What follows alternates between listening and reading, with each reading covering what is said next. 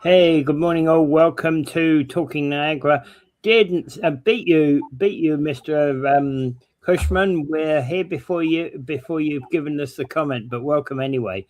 All right, so we're here every weekday morning, 7 a.m., covering the Niagara Falls community spin on the news, etc., etc. So that's what we're here. So just a quickie. Tony Caruso is going to the Ontario Court of Appeal today, and basically he's taking his right for paralegals to represent in to represent. Where are you? Hello, I'm here. Dave? Yeah, you're in and out. You're in and out. Okay. Right. So Tony Caruso is going to the Ontario Court of Appeal today. And his reason he's going to the Court of Appeal, it's over the right of paralegals to represent or to assist with immigration cases. And he basically studied immigration and at paralegal school, and then has been told by the Law Society he can't do immigration. It's out of scope. So he's fighting for the right of paralegals in Ontario to do immigration cases, the full scope of immigration. And this That'd is going be a huge source of money for a paralegal. Yeah. Well, this is basically paralegals are allowed to do that in every other province except Ontario, where paralegals have the right of audience. So that's crazy. Well, yeah, and you can understand why he's going for it because of the massive amount of money they can make. Paralegals can make out of immigration. It's huge. Yeah. Well, the thing is, a huge opening. Well, Tony Caruso has done a lot of work on immigration. He wanted to open a practice in immigration, a full immigration practice, but he doesn't believe that paralegals have to go back to college to face another course over and above when the law clearly states, when he believes the law clearly states that paralegals should allow full range of scope on immigration. Now, so he's taken this to the Supreme Court of Ontario.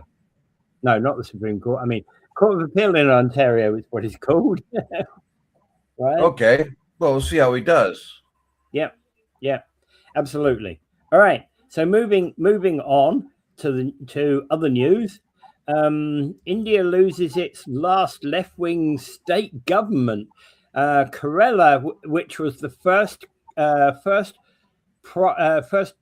state to actually elect a communist government back in the 50s, is now actually led by United Democratic Front, including the Congress Party, that has won 98 seats out of its 140 seat legislature.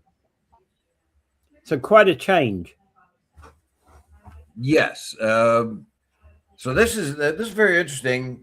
I didn't think of if I can find the article again. Here we go. I didn't think of India. I knew India had a mixed bag of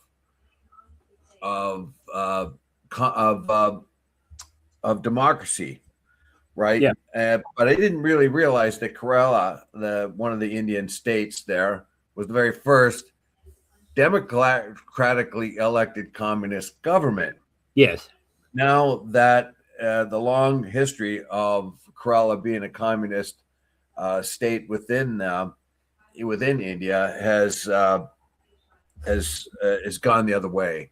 Yeah. They have finally lost their grip on power there. Yeah. Right. Yeah. The problem, of course, it says here that the problem, India's communists, suspicious of the U.S., were opposed to the deal, whatever that deal was, when they had. It goes right back to 2007 when the United States landmark nuclear deal, and the communists. So they were the communists in that particular state were sometimes kingmakers, and they held a sway of power. Not now. Yeah, not anymore. Yeah.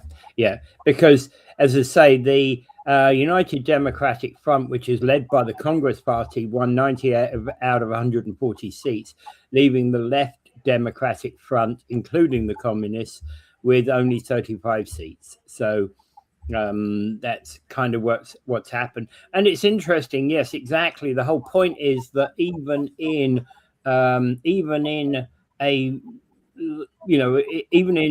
India, which most people consider to be less advanced than the West, I don't. Even in India, a lot of people were saying, well, if there's a communist leader, that's the end of the world. Communism, that's the advancement of communism into India. But they've proven that actually you can have a democratically elected communist government. Oh, well, they've had a lot of democratically elected communists in Italy, for instance, France and other places. Yeah. It's only in the United States where they have total paranoia of communists. Yeah. They think they're godless communists that are gonna interfere with their as we found out that, like, if you look at the communist type of economics, you can make a lot of sense out of them.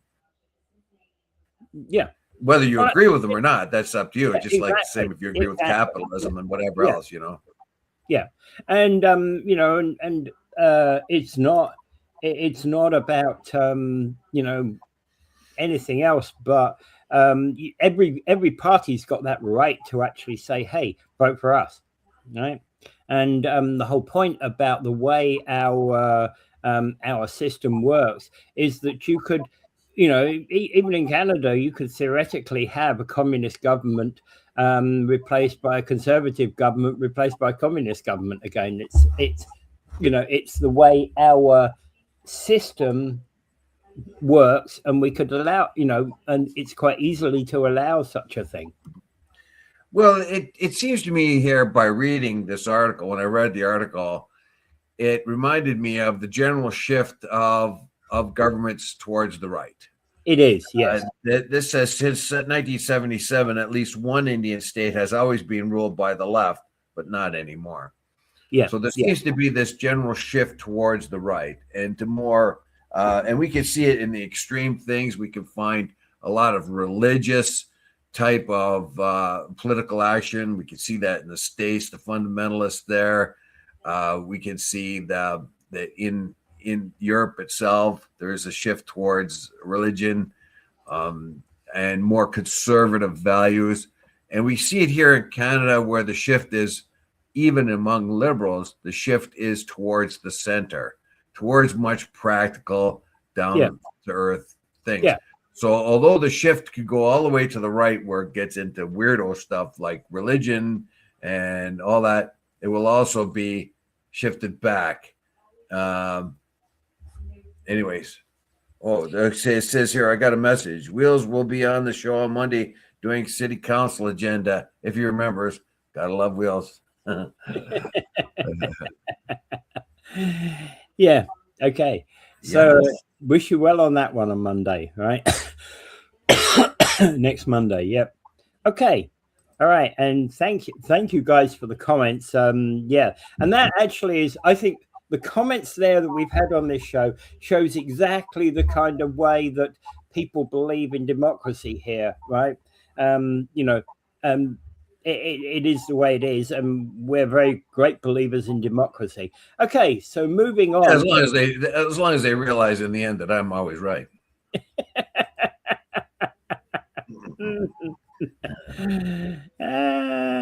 We will permit other opinions. Yeah. As long as you know what is commonly said among politicians, there's my way, there's your way, and there's the right way. So we'll do it my way. Okay. Here's the next one, is the one that I'm not so sure I'm in agreement with. And I've all hung up. Oh, come on, machine. Get yourself going again. All right. Show. Okay, Marit Stiles has basically been saying that she would put Doug Ford in prison if she won the next election. Come on, guys, get real. Don't be such an asshole. You don't put former leaders in prison unless they've done something criminal. And like, what? There's no proof that Doug Ford has done any such thing. Well, Tricky Doug, of course, he's been a politician. I mean, he's closed the door on information, the right for information, and on his offices and so on. So he's done a few things. The freedom of information. He's closed the door on a few other things. He's got Tricky, and he broke his promises on the green belt and all. He did pretty typical politics. It's not criminal. It's not criminal. It was long. Whatever you say or whatever about Doug Ford, disagree with him all you like. Changing in policies is not criminal. I think. I think with Marit Stiles, when she saw him open up a can of Crown Royal and pour it on the ground, she's gonna charge him with littering. That's about all that she's got on him. Yeah. So this is an overstatement. While I don't know if she's joking or how much tongue in cheek she had with this comment. Yeah. Obviously, she's saying the only way we're going to get Doug Ford in jail if you vote for me. Well, that's not exactly the greatest motivation to vote for the NDP right now. They're going to put Doug Ford in jail. And it's like, whatever you might say about Doug Ford, he's doing work. He's getting the job done. You can disagree with what he's doing. Fine, that's part of our democracy. We all have the right to disagree. But again, the fact that he's revisited, they're basically looking. Okay, so what would the NDP come and do? They would basically revisit controversial government decisions. Absolutely, I'd expect any new government to go and do that. Strengthen oversight and transparency. Every government, every political party says that. Pursue the consequence of wrongdoing if found. Well, but I don't doubt that wrongdoing amounts to criminal charges. Well, one thing that's supporting Doug, whether you believe it or not, whether you like it or not, he's standing up against the U.S. tariffs. Yeah, he is a strong proponent. He's gone on U.S. News. He's got the Michigan University gave him an award there just the other day.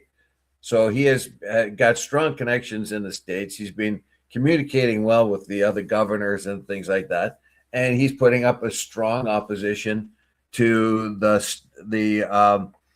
sort of the crude tariff-based hammer that Trump and his goons are using against us here up in Canada. So he has 100% behind Canadian workers, Canadian industry, particularly in Ontario. So he's going to get a lot of votes just for that, just for standing up to the goon down there. I can't call him orangutan because, of course, that's an insult to orangutans. But that guy in the Oval Office that thinks he's Jesus. Yeah. So he's standing up to him, and that's going to get him a lot of support no matter what. So no matter what his transgressions are on the green belt and whatever kind of backsliding he's done, and right at this particular moment, his popularity has slid back a bit. That probably has a lot to do with that dumb plane, the gravy plane he was going to buy. Well, okay, there is another thing. Okay, let's bring up Mike Cushman. Said he's taken away democracy. Peter, look at regional and super mayor powers, and I agree with you, Mike, on that. Yeah, me too. But that is not criminal. No, it's not criminal. And I don't think Merrick Garland was in any way serious about that. I mean, seriously, you're going to say, if you vote for me, that's the only way you're going to get political justice, and that's the only way Doug Ford's going to go to prison. Yeah. So I think I don't know. Maybe that's her version of $1 a beer. kind of a campaign promise. Yeah. But nobody in the right mind. I agree with Mike. I don't like the regional. I don't like the strong mayor's power. I'm very worried about that being a slippery slope. The appointment of regional governance over the region. Now you got to say, well, something's got to be done because the inefficiencies of government down here and the huge amount of bureaucracy that we face and pay for. There's got to be a better way. You can work within the democracy we have. So there's all kinds of things that Dougie looks like he's anti-democratic. But on the other hand, who else is there going to fit? Who's going to take his spot? Is Marit going to get in there? No. What about the Liberals? They don't even have a leader right now. Yeah. Who do we have? Yeah. Yeah.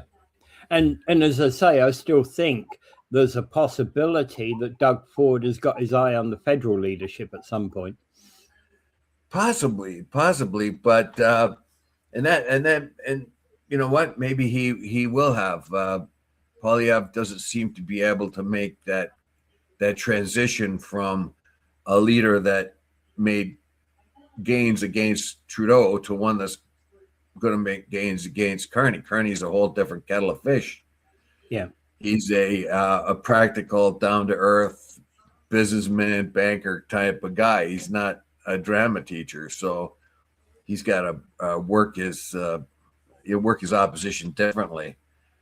And anyway, but that's Dougie. Yeah.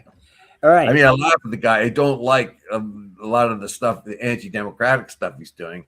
That bothers me. But it bothers a lot of people and a lot of very conservative thinking people as well. Oh, sure. Right. Sure. Yeah. Okay. So moving on, Carney is former Supreme Court Justice Louise Arbour as Governor General. So she's going to serve as the King's representative in Canada. Yes. Well, she is. This is another example of Carney shifting right into the center.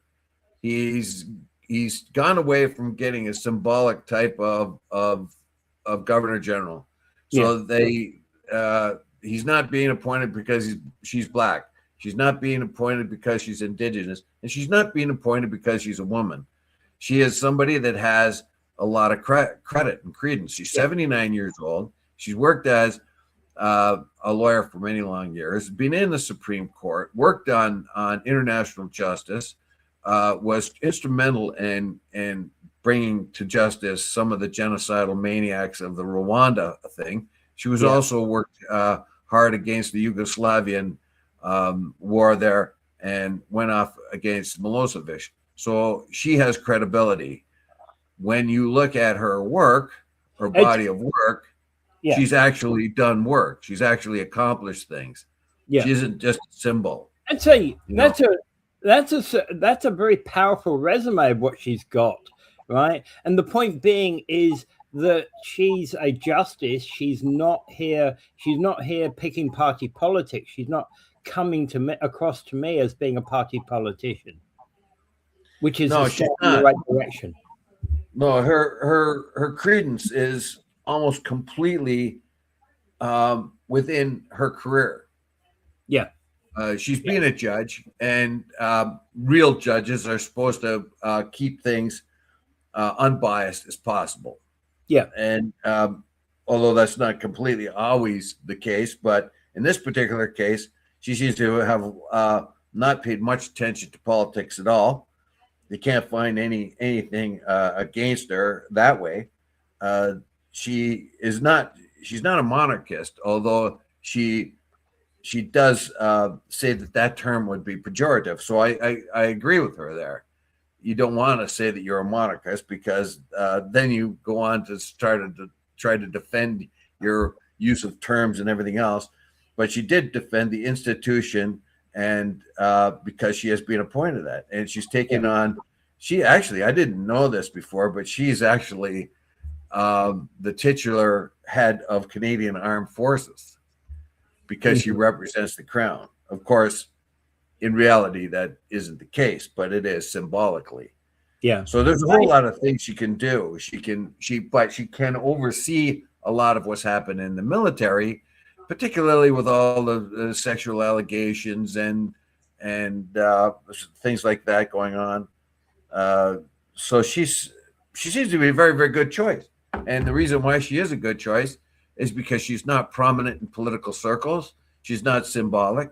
She is a person that has a long career with a lot of credibility. She's 79 years old. Her career in the law is pretty much finished because, just because of her age. And now she can apply her skills to the governor general.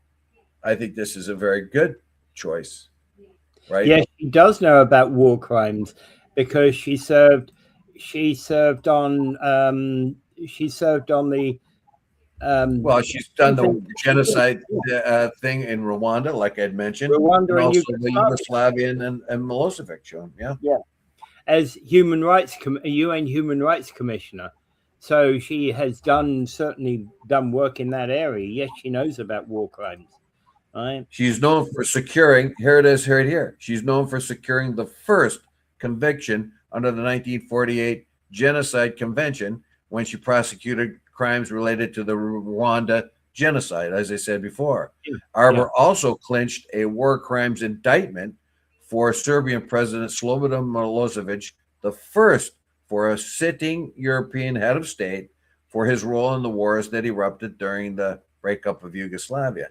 So she also has, she sat on the Supreme Court of Canada from 1999 to 2004 when she left to become UN High Commissioner for Human Rights.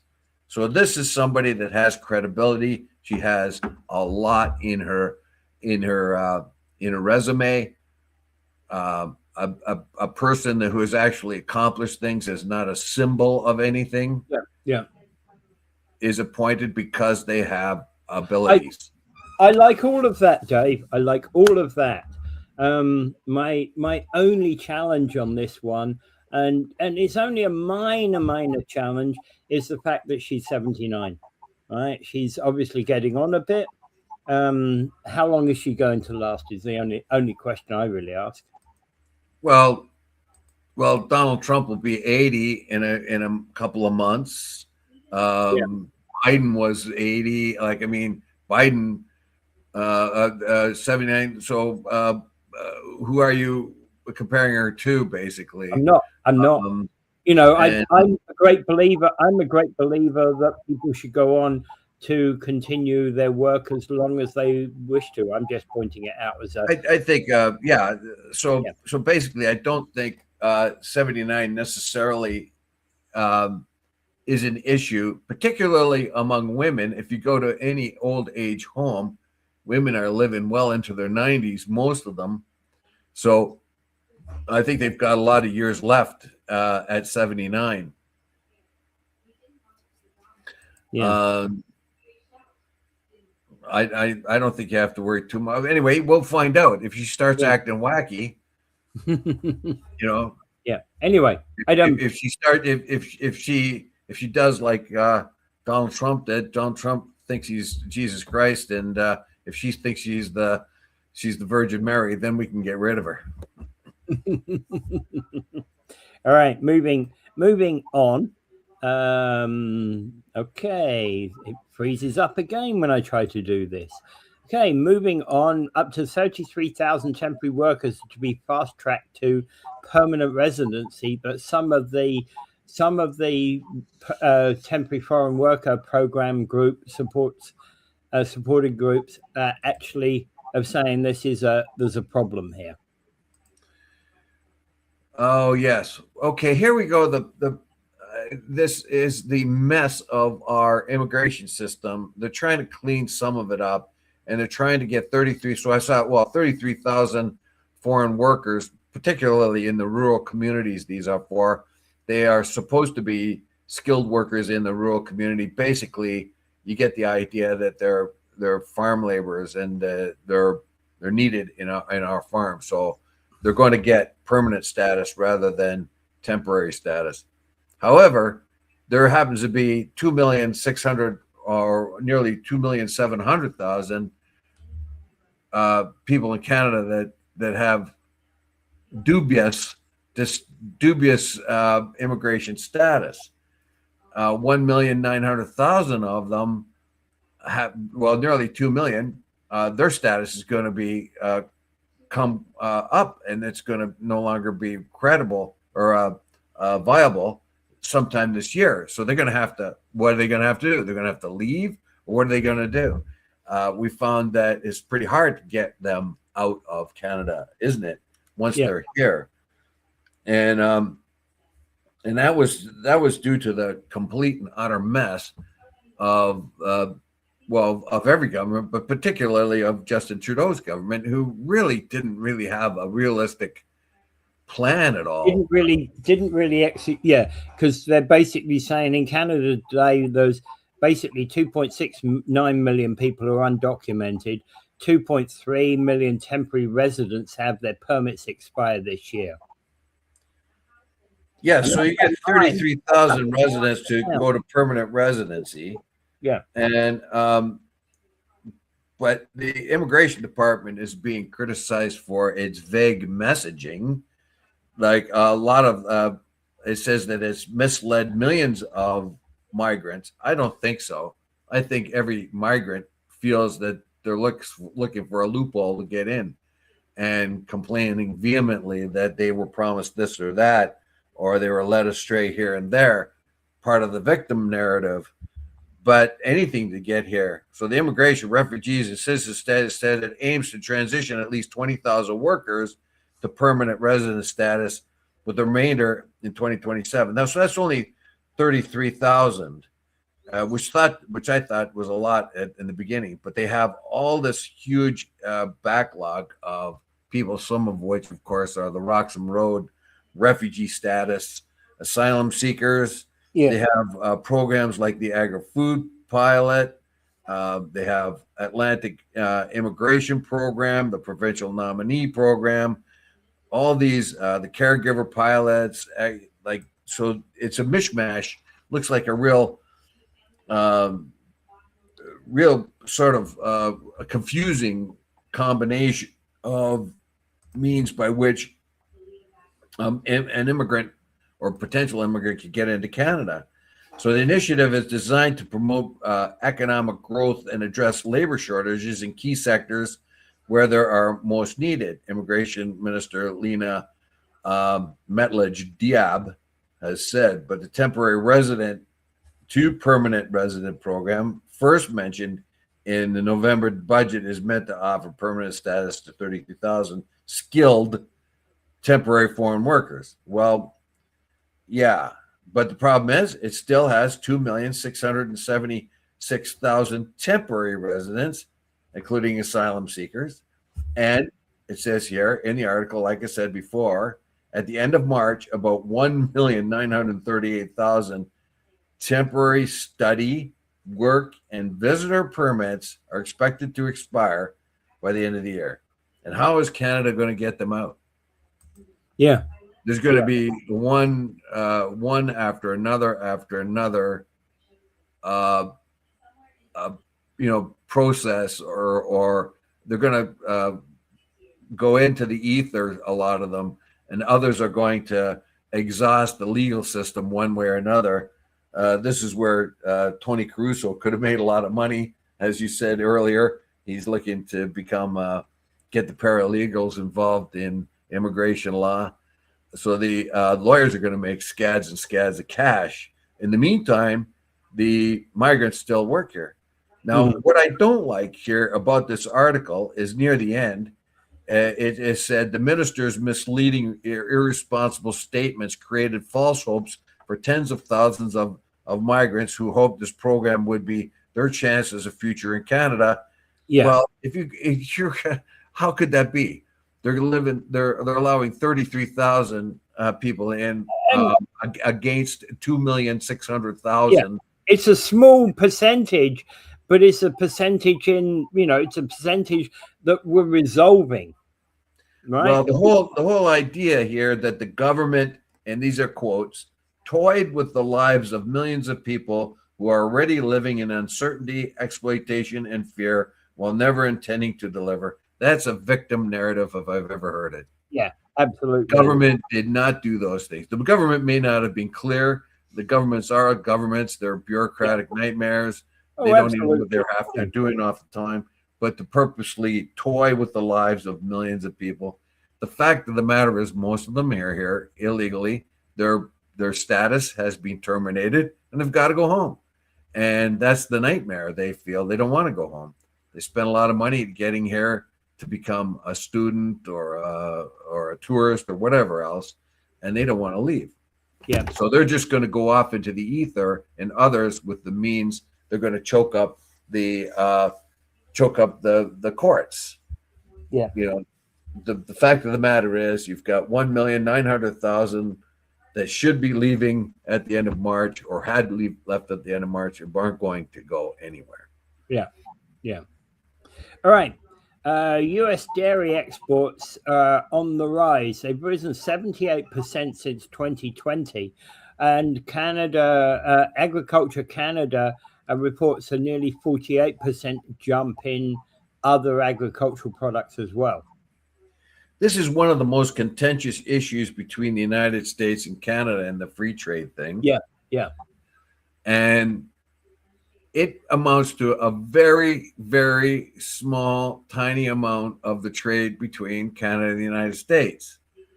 But because of the restrictions that Canada has on dairy imports to protect its own dairy industry, it is a glaring thorn. It's something that can be used by American politicians a lot. Wow.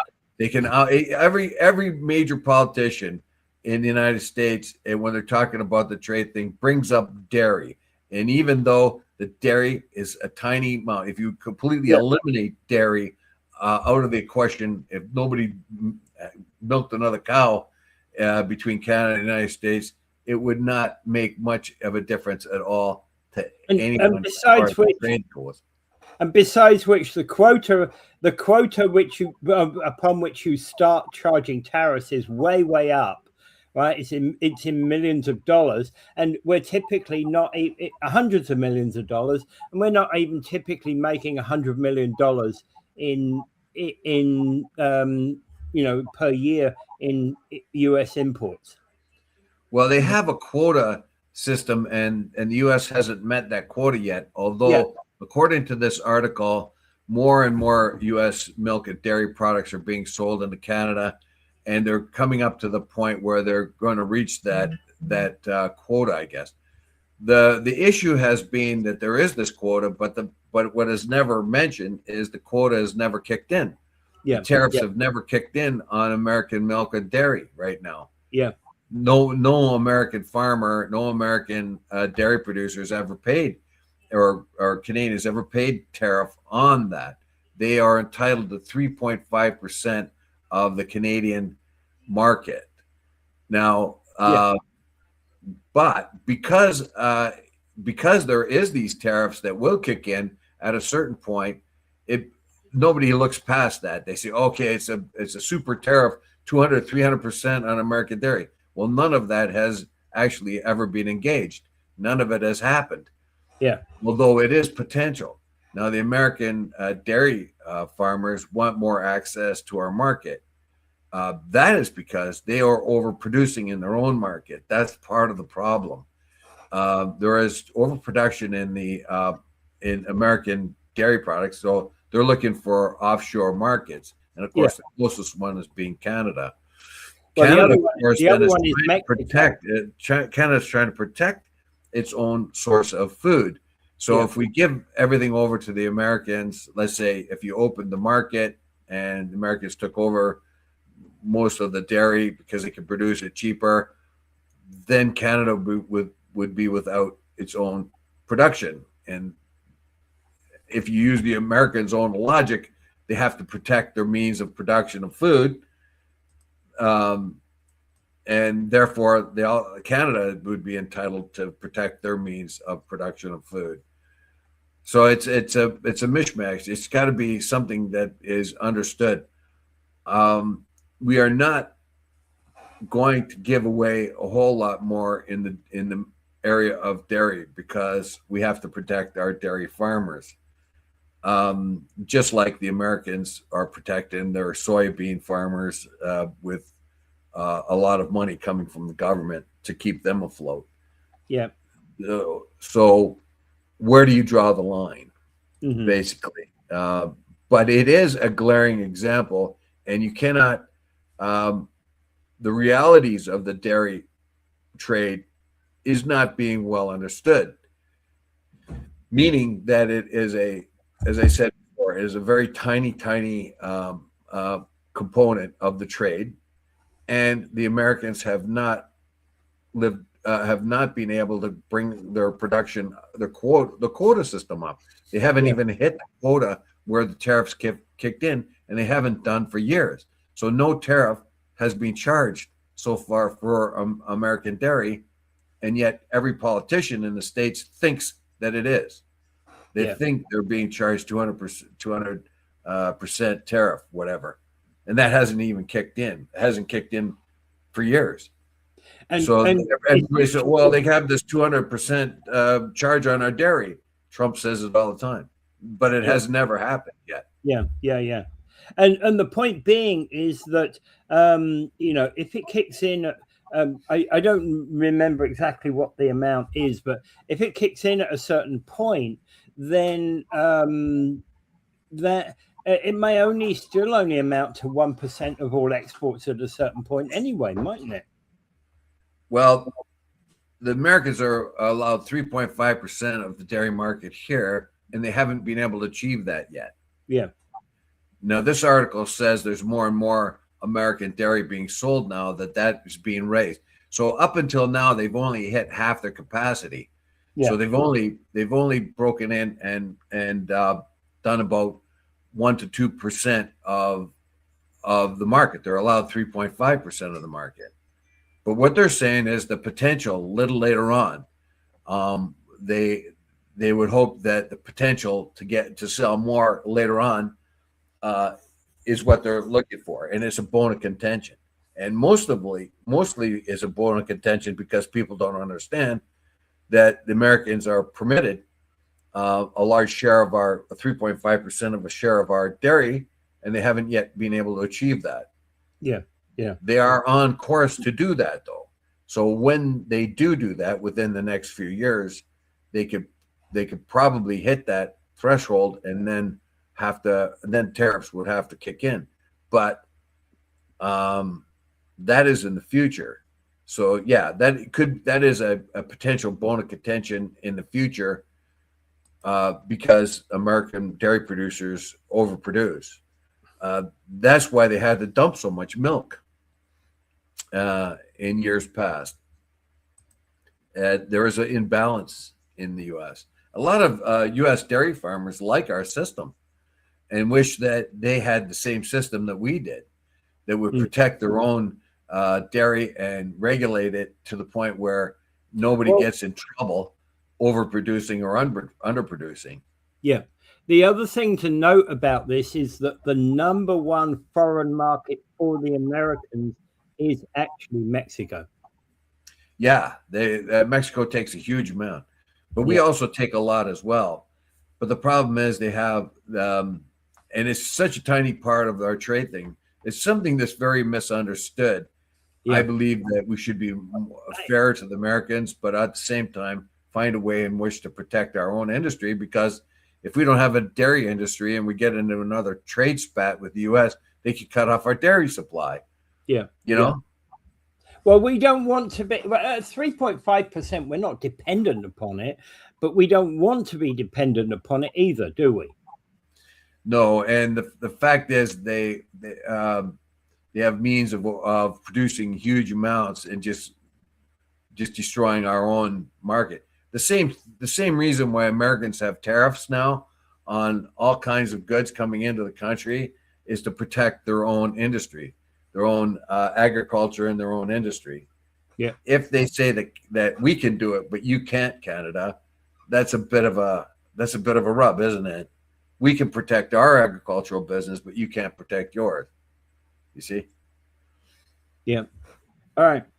Okay. All right, moving on. The U.S. federal government has paid out more than $338,000 in respect of sexual harassment allegations within the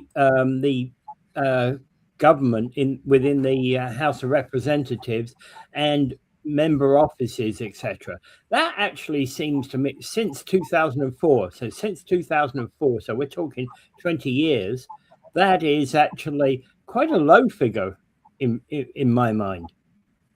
Any figure is disgusting, but it's quite a low figure overall. Well, this is we don't know the full extent of this, and of course the whole idea that the federal government has paid settlements, sexual abuse settlements on behalf of House members is being revealed by Republican Nancy Mace, or Representative Nancy Mace. I think she's a Republican, right? So she's pointed out that she's like, this is all becoming revealed now because it was the wet blanket was thrown on it in the past, and it is of interest to both Republicans and Democrats not to look too close because members of both of them are perverts. They have sexual allegations against them. And the settlements the settlements had to be ended in 2018 because it got to be, hey, wait a minute, what are we doing? But she's revealing these that have that were historic, and some of the payments have previously reported, but not all. So basically, she's digging down and she's looking at the taxpayers, what the taxpayers paid for to pay off sexual allegations. Sexual harassment allegations. To protect the. But this is not just House members. This is their staff as well. Yeah, but why should the taxpayer pay that? That was the whole thing. Should these people return the money? Why not? Why shouldn't these members of Congress and others pay back the taxpayer and pay their own legal fees and pay their own pay? Members of Congress, maybe. Members of Congress, maybe. Fair. That's a fair question, but not the victims. No, not the victims. I'm talking about all the members of the government who got their legal bills or their payoffs to be paid by the government. Should they be paying the government back for those things? No. Sorry. Yes, I do mean yes. Yeah. And basically, okay. So there's a number of things here that are listed, and what they don't list is actually, of course, what happened. A settlement of $8,000 in the office of Republican Representative Carolyn McCarthy, who's a Democrat in New York, as well as $15,000 payout for former Republican Louisiana Rodney Alexander's office, right? So that's kind of where these. Okay, I understand what you're saying. Should the reps pay that money back? Yeah, probably. Why would the government be out of pocket for that? Well, she's digging down on this, and as you said, it's $338,000. So you think, well, that's not a whole lot of money when you're trying to when you think of all the different how many people are in Congress, and so they're trying to pay off the sexual harassment thing. But it's the very idea, and she's digging down, trying to find out what has been sort of glossed over. Is there more information that has to be brought up? And really, the taxpayer hasn't realized up until now how much money that the taxpayer has paid for these because the information has been subdued. So she's just bringing it to the surface. Now, I don't really understand why she's why it's such a significant thing now. I think it's just a thing to make sure that the taxpayer knows that this has happened, and that to settle these allegations of sexual harassment shouldn't be laid upon the taxpayer, and maybe they should go back and get those people to pay up what they owe the taxpayer. But I think it's a clear indication that the government tries to protect themselves in all things, even sexual harassment. Yeah. Well, any forms of sexual harassment in the workplace is something that we should. It does happen. It happens quite a lot, but unfortunately, it's something that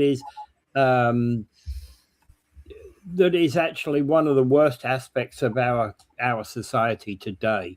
It's been happening for many, many years, if we're honest about it, in any employment, but it's particularly highlighted when it comes to government offices. All I can tell you is that if a woman sexually harasses me, I'm not going to charge her. It says Dave, wishful thinking. Yeah.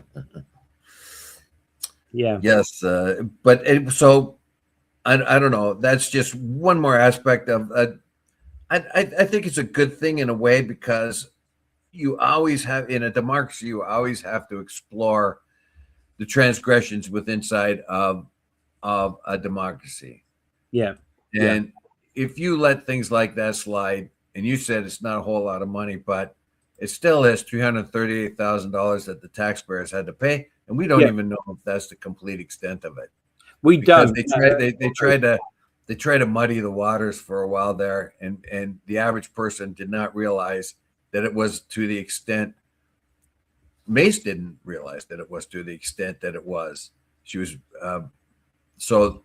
I mean, to reveal these things, to make it very, very clear to politicians, there are certain areas you don't want to go into, and if you are sexually harassed people, you're going to pay for that. Yeah. Yeah. All right. Okay. So moving on. Budget Watchdog is saying that our Canadian federal budget has got key missing financial plans that were not talked about, discussed by Carney's government. Where's that? That was the one I gave. It was one I gave you yesterday. Oh, unpublished, the Watchdog. That's the one. Yeah. Okay. Well, I can't. The link you sent. Okay, there it is. Yeah. Okay. No, I didn't read it. So you're going to have to tell us all about it. Well, basically, the Parliamentary Budget Officer, Annette Ryan, says that key details are missing from the federal government spending plans and its comprehensive as part of the comprehensive expenditure review that office, the Parliamentary Budget Office, performs every year. And therefore, essentially, we voted into act a budget that's not fully itemized, essentially, right? So, for example, Canada's committed to spending $82 billion on defense over the next 5 years to meet its NATO spending pledge, with 3.5% in core defense spending, up to 1.5% in defense adjacent expenditures. So the signal is we will be looking for these types of detailed estimates as the government goes along from initial priorities. For example, this should have been set forth in the 2025 budget, and it was not. Looks like the bottom line here is Ryan, the person who's looking into this, the watchdog, said that the lack of detail makes it difficult to follow the money and determine which departments are showing spending reductions in the first year of the government spending review. So it's when it becomes difficult to follow the money. That is a typical sort of bureaucratic move to kind of hide what's going on or be able to do what they want to do without being noticed soon enough. So those things are honest to goodness, real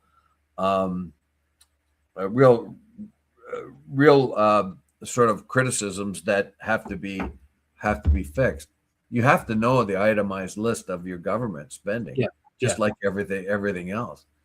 And the whole point is that this is a review of what was done in 2025.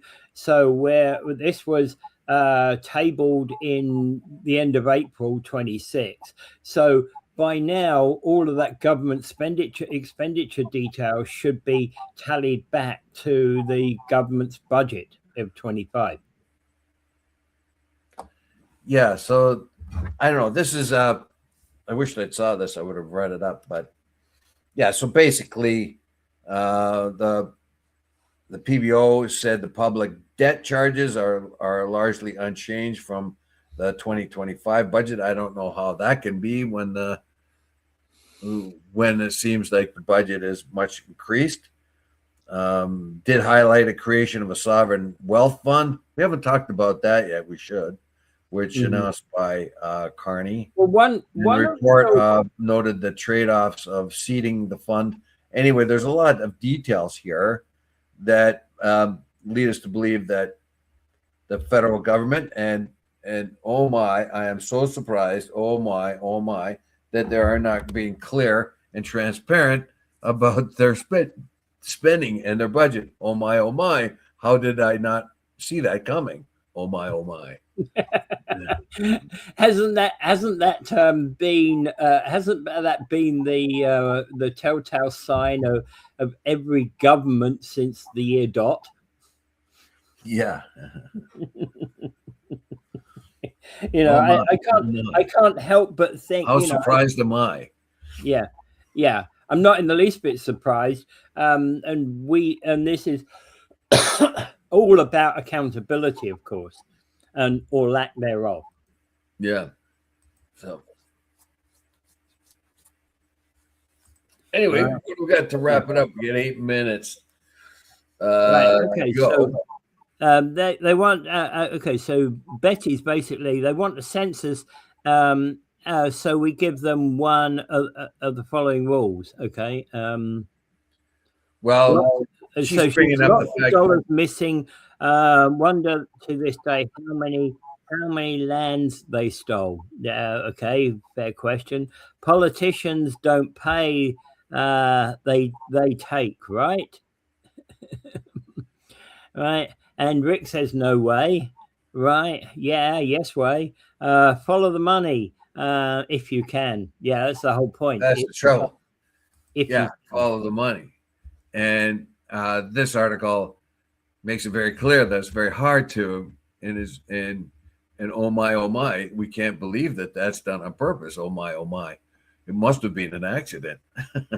Well, that was the entire reason that the Parliamentary Budget Office was set up, because the Parliamentary Budget Office is basically the watchdog over government spending overall, and it's supposed to be. It would be the same. It would be the same whether Polyev were prime minister or Carney's prime minister, right?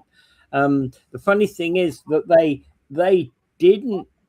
Well, they were critical of actually Trudeau to some extent, particularly his overspending.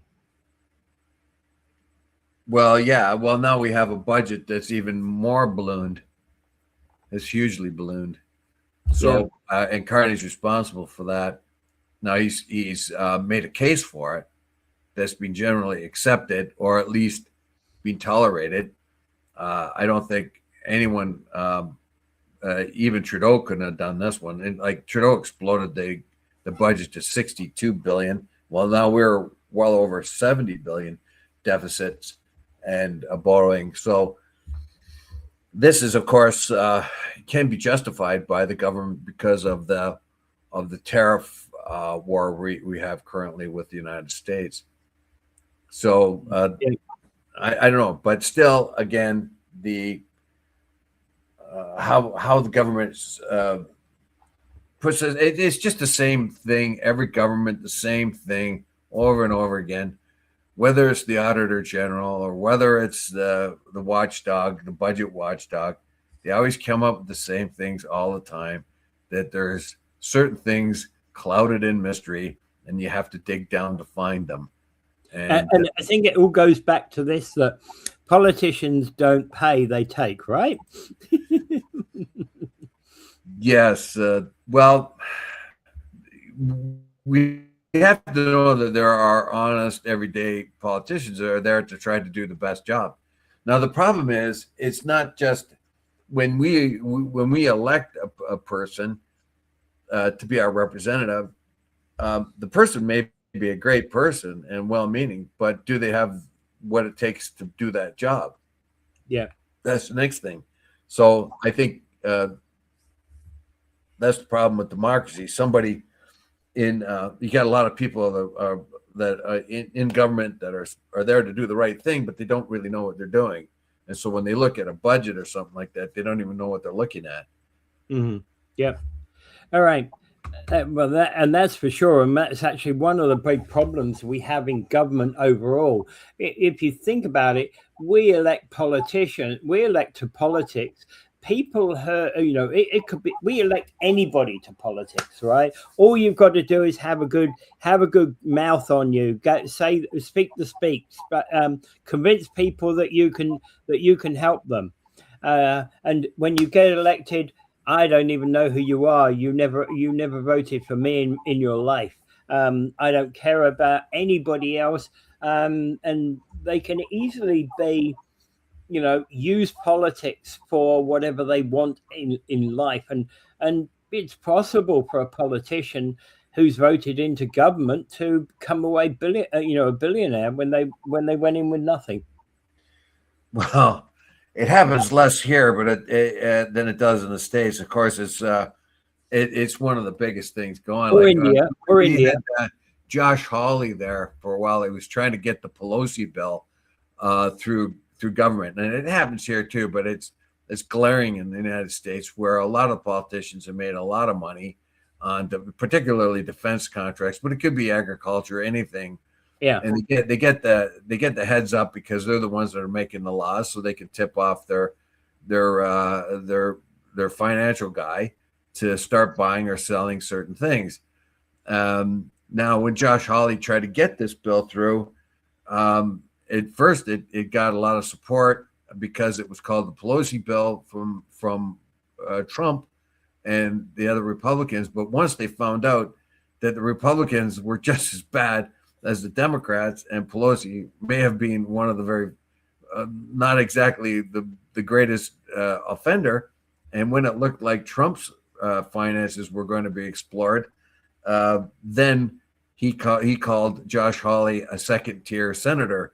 And so he celebrated the bill originally, but with them realized that his own finances will have to be explored. Then he called him a second-tier politician. Josh Hawley then had to say, oh, this doesn't apply to the president, only to the Congress and Senate. But it still didn't make much of a way. So it's very, very difficult to make politicians accountable there. Trump call should be coming in to Dave soon, almost 8:00. Yes, I have, and as I said before, I've dropped the gauntlet. I have challenged Trump, Vance, Rubio, Miller, and Ludnick to a steel cage match, me against all of them. They can add another 2 or 3 if they like, but I would have to use both hands to defeat them if they do. So I have dropped the gauntlet. I accept it. I have not heard an acceptance of that challenge yet. I expect what's going to happen is Delta Force will raid my house. Your little 1-bedroom condo, yeah. And we'll go into a steel cage match. It will only be Trump, but Delta Force will all have the guns trained on me. You better lose this one, buddy. There we go. Okay, we can kind of call it quits at that point, and there, I think they're busy. Yeah, I think they are busy as well. All right. Well, the challenge is out there, as I said, and but it might not have to. The midterms might reduce Trump's. Well, Yeah, but Jesus Trump. we've got 6 months till the midterm votes, sir. Well, I don't know who he's going to pretend he is. Like, he's already pretended to be Jesus. He's already pretended to be a gun-toting commando. I don't know what his next incarnation is going to be. We'll see. Anyway, it's always fun. It's kind of scary, but it's kind of fun. Okay, and the question of the day remains: is the Iran war over? And why the hell isn't price of gas coming down? It's never that short-term pain is elongating. The 4 to 6 week war is now working into its 9th week. I don't think we'll see much into it. And even the ceasefire that never started is still not started, and that was what, 4 weeks ago? Yes. Anyway, so I would just like to say that I'll bring up Gaza because we're supposed to end right now, and there's more transgressions happening in Gaza, more starvation, more. I don't get it. In Lebanon, they attacked an area of Lebanon that was supposed to be a safe zone. They knocked down an apartment building. They killed 240 people in one apartment building. 20. I taught there was a guy still trying to find the body of his sister in there. No one understands why those buildings were knocked out. As a matter of fact, a lot of the Sunni Muslims tried to go into that neighborhood because it's supposed to be a safe neighborhood. So I don't know. I guess the Israeli army thought there might have been one guy in the building, so they destroyed the whole building, and they killed 240 people in this particular area, which is supposed to be a safe zone. If they got one of the bad guys, it was 239 ordinary everyday citizens, children, mothers. It's out of hand. The United States is being slapped around by Netanyahu, and they better get their act together. Anyway, without further ado, I bid you adieu. Hi, Karen.